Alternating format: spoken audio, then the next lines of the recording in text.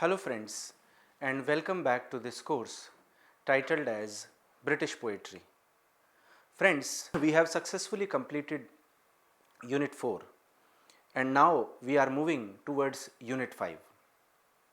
Unit 5 is talking about the same book, Paradise Lost, but we will be discussing another aspect of this book 1 and book 9 prescribed in our syllabus. In this 30 minutes lecture, we will be discussing about the concept of pre and post lapse and its ramification.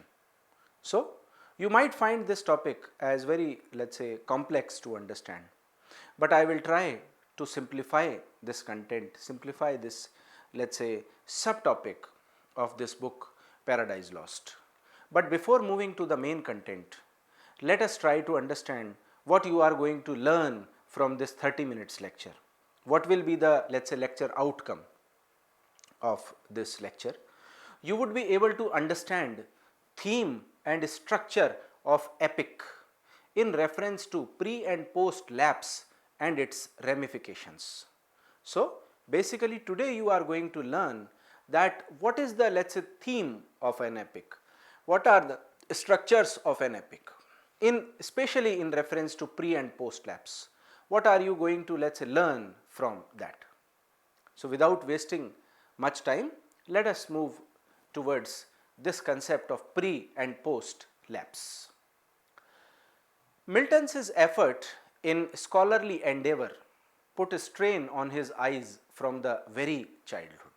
So, friends, the point suggests that Milton had that kind of scholarly, let's say, zeal in himself, that kind of dissatisfaction from the system of the world to create something for this world was visible into his eyes. He had that vision since his childhood that he has to create something different for this world.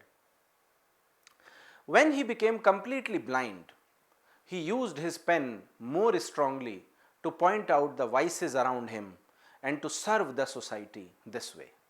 Friends, all of us know that Milton became blind at a point in his life before writing this work, Paradise Lost. But he did not consider his blindness as a weakness, but as a strength to look at the aspects of the world which are never explored before. So, he took a pen and strongly, let's say, wrote the content for serving the society. The works written in this period reflected Milton's maturity. Milton began writing his great work Paradise Lost in 1658 and it was issued in 1667. So, friends, you can understand that almost 9 years are taken by Milton to write this work Paradise Lost. Earlier it was published into less volumes and later he increased the number of volumes. At first, Milton divided the work into 10 books, but later he revised it in the second edition and published in 12 books. The inspiration of the poem was the Bible, as it talks about the fall of Adam and Eve. Friends, we have discussed it earlier also, that Milton is the person who is talking about the biblical, let's say, allusions in this book. The concept of Adam and Eve, it is taken from the Bible itself. But in spite of being inspired by his Puritan sense of morality and religiosity, Milton never ceased to display his Renaissance spirit. So, friends, we can understand on the basis of this book and other, let's say, writings where Milton had supported the freedom of press, the freedom of individuality, speech, etc., we can understand that he is a person of Renaissance spirit, revival of learning. He wants to revive, make, let's say, the British literature out of the, let's say, darkness of the earlier ages. He wanted to do something new, something different in his life. His strong sense of righteousness helped him to be a humanist. Paradise Lost is one of the greatest epic poems of all time. We had seen it, friends, that there is something on which Milton want to make right. He want to become right, he want to become appropriate into his life, into his ideology, like a humanist, a person who is different from all other religions but thinking about the common people, the humanity, which is why Milton is the one who has created, let us say, this great epic poem of all times. Although he has dealt with the religious and biblical themes, but Milton's rich imagination and unconscious dedication to humanist ideals have made Lucifer such a fascinating character that instead of scorning him, readers often fell in love with Satan. Friends, this is right. When we talk about the character of Lucifer, the character of Satan, into this book Paradise Lost, we do not, let us say, hate that character, rather we start loving the leadership qualities, the inner instinct, the free will, and all other kind of, let us say, things which make Satan different from common, let us say, angels who are serving God. Milton's last volume of poetry, containing Paradise Regained and Samson Agonistes, was issued in 1671. So friends, these are the last volumes. He published them after the publication of Paradise Lost, Paradise Regained and Samson Agonistes. To quote his own words, he aspired to assert eternal providence and justify the ways of God to men. Friends, this is something which is the theme of Milton's work. Why has he written this book, Paradise Lost, Regained, Samson Agonistes? He wanted to justify the ways of God to men, what God has decided for men, how men should behave in the providence of God, under the guidance of God, whether they are free in their will or whether they have to do everything according to the will of God. Satan lies in wait, hardly hoping that he might find Eve separate. Eve separate he spies. She has separated herself from her consort Adam, split as our young now say. Friends, these are the lines from book 9 of the poem, where Satan, let us say, lies to wait, hardly hoping that he might find Eve separate. But Eve was not separate. Eve was not for Satan, but Eve was an independent, let us say, entity. Eve separate he spies. He spies, this person's, let us say, Satan is spying on Eve, whether Eve is separate from Adam or not. She has separated from her consort Adam, split as our young now say. So, after some time, unfortunately, Eve is away from Adam. Now Eve is innocent. Eve can be, let us say, befooled by Satan. It is a good word, the English for the Greek verb whence comes schism. Breaking down, Satan in turn addresses her as sole wonder and presents himself as single. The again reference is taken from book line 9. When we, let us say, look at the character of Satan, we see that Satan is a person who is a sole wonder. He, let us say, is different from other characters in the book, and he presents himself as single. Single means unique, unique of his own, let us say, kind, different from all other angels and all other people created by God, which is why we respect, let us say, the personality of Satan. He often speaks of himself as alone. For example, from book 2 line 975 and book 3 line 441, but single had then as now another meaning as well, unmarried. So now friends, in the present time we generally call, let us say, single person as unmarried person. But this word is very important in the case of Paradise Lost. Why? Satan is a person who is single. There is no women in his life, which is why we can say that he is stronger than Adam. Adam has a female in his life who is Eve. Eve first eats the fruit of knowledge, and after that Adam want to accompany her. He do not want to leave her, which is why he, knowing that this is wrong, this is against the will of God, he also eats the fruit of knowledge, suggesting that Adam is in a way weaker than Satan. Satan is alone, which is why he is powerful. And surely he woos her. He is a primal seducer. So which is why we can say that Satan has seduced Eve in the book. But it doesn't take much. Eve, that crooked bone, is a bone schematic as Saturn is a created one. So, Eve was the one who was, let's say, befooled by Saturn. Saturn was a created, let's say, befooler.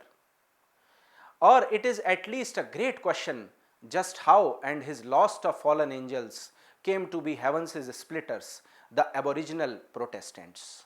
Or friends, we can also say that these fallen angels are the representatives of Protestants in the British community. Why? Protestants were different from Roman Catholics. Roman Catholics were in power and the Protestants have to behave according to, let's say, the will of Roman Catholics in the British society. Eve first speaks up, let us divide our labors. She is the inventor, if not the division of labor, then to separate work space. Soul, Eve, associate soul. He answered, meaning more than he knows, the clueless man, but then he gets it. But if it much converse perhaps, 3 satiate, to short abeyance I should yield, though she has pleaded efficiency rather than surfeit. Now this is again a reference taken from book 9, suggesting that Eve need her space. Eve is different from, let's say, Adam. She want to make her own identity, her own, let's say, individuality, which is why she need to, let's say, divide the work between Adam and herself. He, the patriarch of mankind, lectures her on free will. O women, but Eve persisted yet submiss. It is what we have learned to call the passive, aggressive mode, the underdog, determined self-defense. So, with this act of Eve, when we understand that the Adam is now concerned about Eve, she is alone, she has no company of Adam, which is why she can become the underdog, which do not know how to, let's say, determine the self-defense, do not know what to do in a, let's say, critical situation. So, now Adam is concerned about Eve. Before the eating, Adam knows true and false. The evidence is in the fact of a commandment itself, for its prohibition requires apprehension by the intellect. So, Adam, after, let's say, knowing that Eve has eaten the fruit of knowledge, did not think from the intellect, rather he think from the emotion, which is why he ate the same fruit after Eve. But for the inclining towards the desires of imagination, which is the villain organ of Maimonides and the pleasures of the senses, Adam was punished by being deprived of that intellect apprehension of true and false, and was instead endowed with the faculty of apprehending generally accepting things, that is common notion. So, when we look at, let's say, Adam, we find that there is some kind of intellectual apprehension between true and false, which lies in the mind of Adam, whether, let's say, they are going to protect themselves from the downfall or not. Thus, he became absorbed in judging things to be bad or fine, that is evil or good. So, we can see from the personality of Adam that he is a person who knows how to judge things. Whether anything is good or evil, Satan is, let's say, Adam is concerned about it, but not the Eve. She knows her, let's say, passions and she works according to them. This is certainly an ingenious explanation of the original nature and subsequent change in Adam's intellect, though it is neither hinted at ingenious nor imagined by Milton, who does not endow unfallen Adam with much philosophical intellect, that what he lost was intellectual certainty and what he gained was conventional morality. So, when we look at the personality of Adam, we see that there is some kind of intellectual certainty which exists in the personality of Adam, but not Eve, and which is why he gained conventional morality into his, let's say, personality. Although the downfall of Satan happens, but there is a morality which exists in Satan, which exists in Adam, which is why he supports Eve and not, let's say, Satan. As for the cause of the fall imputed by Maimonides to Adam alone, it was that Adam was greedy and followed his imaginative and carnal appetite. Friends, when we look at the personality of Adam, we can also, let's say, imagine that Adam is someone who behave according to his imagination and appetite rather than his, let's say, intellectuality. His punishment corresponding to his disobedience measure for measure, is that he was deprived of good things to eat gotten without labor and compelled to feed on the grass of field in sweet of his brow. So, we can see that Adam is a person who believed in, let's say, hard work. He was, let's say, believer of his own hands, his own work, but that is not the case with the Eve. So here Maimonides is as equivocal at the point of issue in Milton was the root of transgression, disobedience and desire. So we can see that this book Paradise Lost is a mixture of transgression, disobedience and desire in the personality of Adam and Eve. So friends, in this way we can understand that when we look at the personality of Adam and Eve, this is, let's say, something different from what we have, let's say, discussed earlier. Take for example, if we look at, let's say, whether the judging things are bad or fine, we are, let's say, still confused that whether it is going to happen right or not with Adam and Eve. Or let's say, if another point, when I say that this is certainly an ingenious explanation of the original nature, it means that Adam is not working according to his intellect, but rather he is working according to his, let's say, hints, his ideas, his concepts. So I hope that when we, let's say, look at the title of this slide, that is concept of pre and post lapse and its ramification, we can understand that Adam, Eve and Satan, these three characters are related to each other in their minds. Satan is a person who has a rebellious, let's say, soul. Same happens with Eve when she do not, let's say, believe in that concept of not eating the fruit, she eats it. On the other hand, knowing everything, Adam eats the fruit of knowledge after Eve. So we can see that there is a rebellious, let's say, concept which is visible in Adam, Eve and Satan. So in this way, these three characters are related to each other in their ideas, in their ideologies, in their concepts. I hope that you have now understood this concept of pre and post lapse and its ramification in relation to the poem Paradise Lost. That is all for today. Thank you for listening.